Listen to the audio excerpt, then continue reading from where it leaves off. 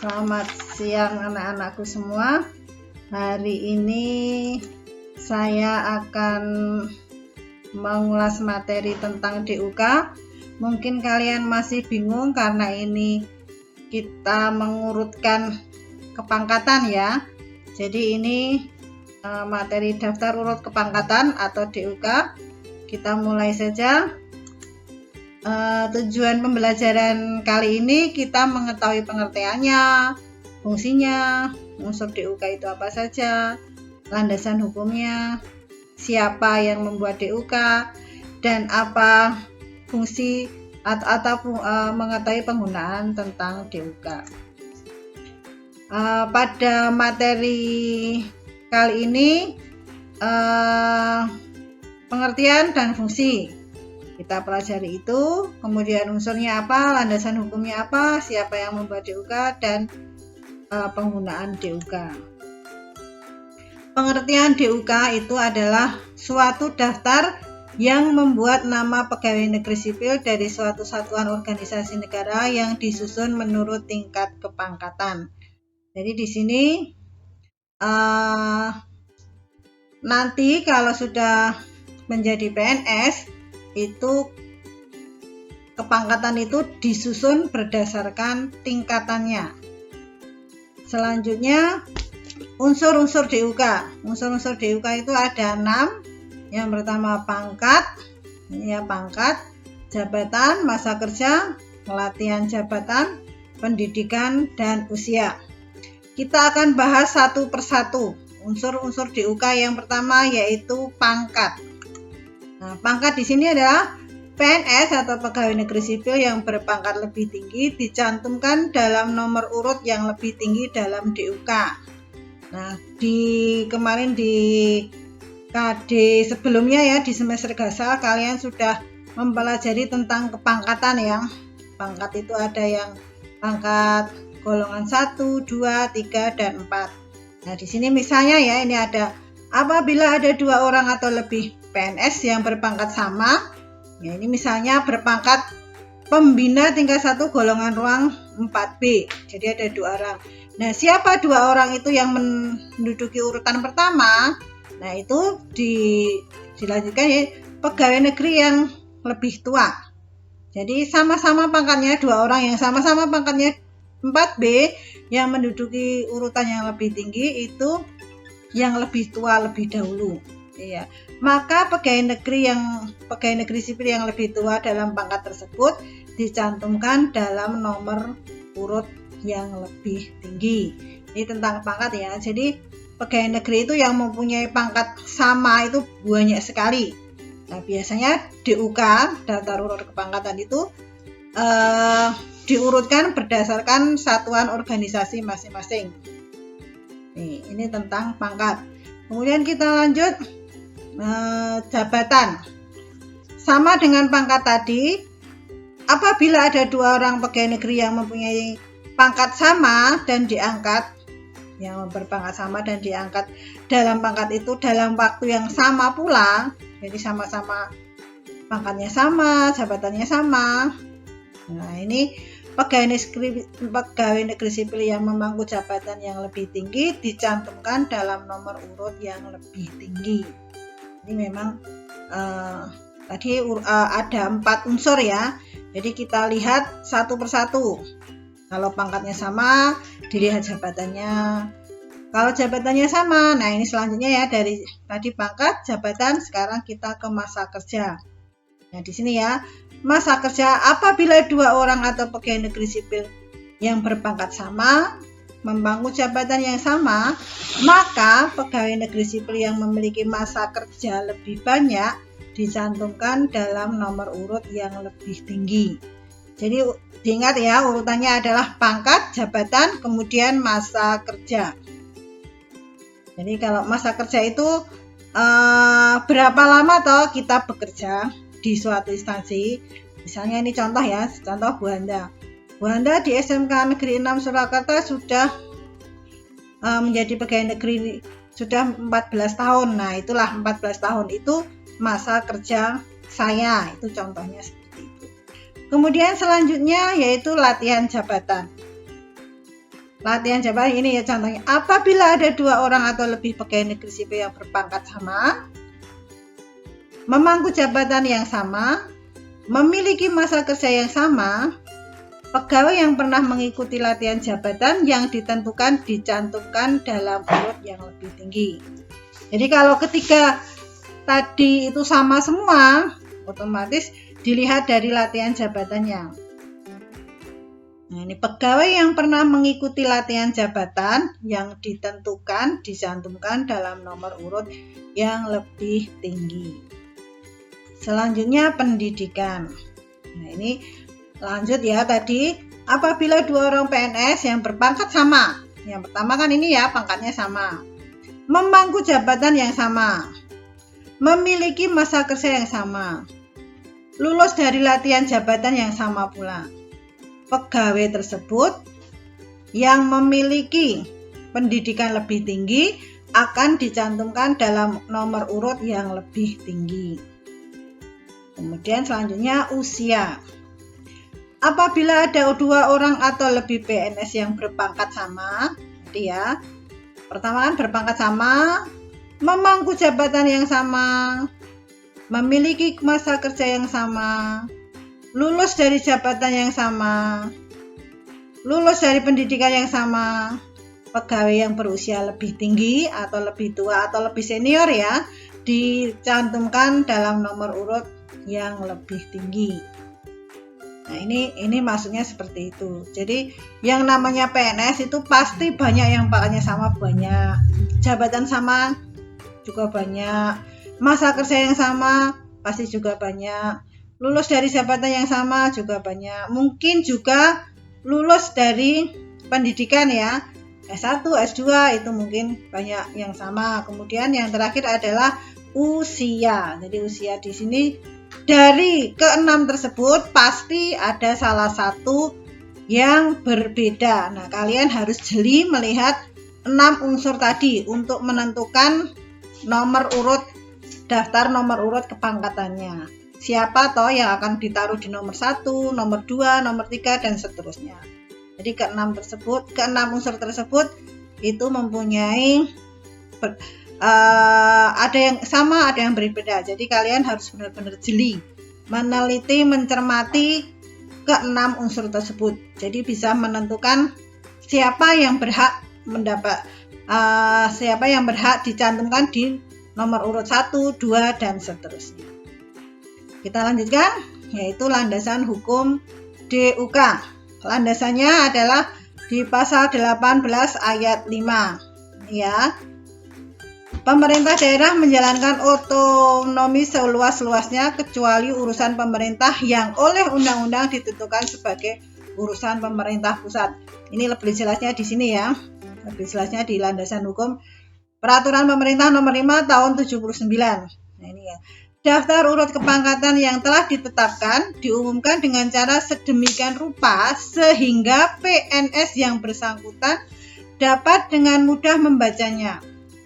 Apabila ada PNS yang keberatan atas nomor urutnya dalam DUK, maka PNS yang bersangkutan berhak mengajukan keberatan secara tertulis kepada pejabat pembuat DUK yang bersangkutan melalui hierarki keberatan sebagaimana dimaksud harus sudah diajukan dalam jangka waktu 30 hari terhitung mulai diumumkannya DUK tersebut. Jadi kalau sudah lebih dari 30 hari, keberatan tersebut tidak akan dipertimbangkan. Selanjutnya ini tentang pembuat DUK. Yang membuat siapa toh? DUK itu. Nah, biasanya ini ya, DUK dibuat oleh seluruh pegawai negeri sipil dari satuan organisasi negara. Yang kedua, DUK dibuat sekali dalam setahun. Yang ketiga, pejabat pembuat DUK itu ada menteri, ada jaksa agung, ada pimpinan kesekretariasan, lembaga tertinggi negara, pimpinan pemerintah, non-departemen, gubernur, dan pejabat lain yang ditentukan oleh presiden membuat dan memelihara DUK dalam lingkungan masing-masing. Kemudian yang keempat, DUK untuk pegawai yang diperbantukan dibuat oleh instansi yang menerima bantuan instansi. DUK untuk pegawai negeri sipil di luar jabatan organik tetap dicantumkan dalam DUK instansi yang bersangkutan. Kemudian yang keenam, calon pegawai negeri sipil tidak dicantumkan dalam DUK. Ya, kemarin di awal-awal kita sudah mempelajari ya CPNS dan PNS. Kita diterima menjadi PNS otomatis prosesnya itu adalah menjadi CPNS terlebih dulu. Selama CPNS biasanya sekitar maksimal 2 tahun ya. Itu kalian akan dinilai seberapa jauh kalian menjadi CPNS tersebut.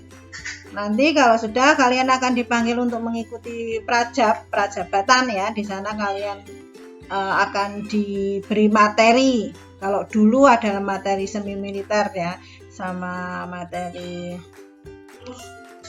administrasi ya. Kalau nanti kalian lulus, kalian akan diangkat menjadi PNS. Nah, kalau sudah jadi PNS, baru nanti akan dicantumkan dalam DUK. Yang terakhir yaitu DUK secara nasional dibuat oleh BAKN, itu untuk golongan 4A sampai 4C. Jadi kalau sebelum 4A itu yang membuat bukan BAKN. Selanjutnya penggunaan DUK. Yang pertama, DUK adalah salah satu bahan pertimbangan objektif dalam pembinaan karir PNS. Nanti karir PNS kita bahas di materi selanjutnya ya. Setelah ini kita akan membahas tentang karir PNS. Kemudian yang kedua, dengan DUK pembinaan karir PNS akan lebih objektif. Jadi akan lebih fair ya, karena dengan adanya daftar urutan, jadi pembinaan karirnya akan lebih objektif atau lebih fair. Yang ketiga, bila ada lowongan jabatan, PNS yang bernomor urut lebih tinggi wajib dipertimbangkan lebih dahulu. Jadi kalau contoh ini misalnya ada lowongan kepala sekolah, contoh. Jadi yang dipertimbangkan lebih dahulu adalah yang mempunyai daftar urut nomor 1. Nomor 1 dipertimbangkan dulu, nomor 1 dipilih dulu. Kalau seandainya nomor 1 ternyata tidak memenuhi kriteria untuk menjadi calon kepala sekolah, berarti nomor di bawahnya. Jadi otomatis nomor yang lebih tinggi itu wajib dipertimbangkan lebih dahulu.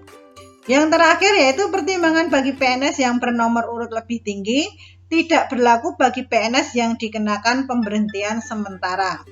Jadi kalau ada PNS yang dihentikan sementara, itu dia tidak mempunyai hak untuk mengikuti apapun. Jadi kalau ya jadi PNS itu memang ada enaknya juga tidak ada enaknya. Kalau dia diberhentikan secara sementara karena terganjal hukum ya, dia melakukan sesuatu tindak yang tidak dikehendaki pemerintah, dia akan dihentikan sementara. Nah, pada saat dia dihentikan sementara itu, dia tidak diberi kesempatan untuk mengikuti promosi jabatan. Itu tentang penggunaan DUK itu seperti itu ya. Selanjutnya ini ya, tadi saya mengatakan tentang masa kerja dan usia bisa dilihat dari NIP. Nah ini contoh NIP. Ini adalah NIP PNS di Indonesia, itu seluruh Indonesia adalah seperti ini. Angka ada 864, berarti 12 tambah 6 ada 18 angka. Ini PNS di Indonesia ya. Ini adalah NIP seperti ini. Nah, dari NIP tersebut, dari NIP ini akan diketahui masa kerja dan usia PNS. Dari mana kok bisa? Ini dari 8 angka di depan ya. Ini saya pisah seperti ini. Ini adalah angka tahun di mana dia dilahirkan. Ini saya rinci di sini ya. Angka 1973 itu adalah tahun, 12 itu bulan, 5 itu adalah tanggal. Jadi yang NIP-nya seperti ini, dia lahir pada tanggal 5 Desember tahun 73. Nah, karena sudah tahu dia lahirnya tanggal berapa, otomatis akan tahu usianya PNS itu berapa. Jadi dari sini ya, dari depan angka 8 angka di depan itu akan tahu usia seorang PNS. Kemudian 6 angka berikutnya itu adalah masa kerja. Kapan PNS itu diangkat? itu di 6 angka berikutnya. Yang 2006, 04, 2006 ini adalah angka, 04 ini adalah bulan. Jadi dia diangkat pada bulan Maret 2006, menjadi PNS pada bulan April 2006. Tadi maaf salah ya. Dia diangkat PNS April 2006. Dari sini akan tahu masa kerjanya. Oh, sekarang maaf. Sekarang dia sudah 14 tahun lebih. 14 tahun lebih 8 bulan menjadi PNS ya, karena diangkat 2006, April 2006.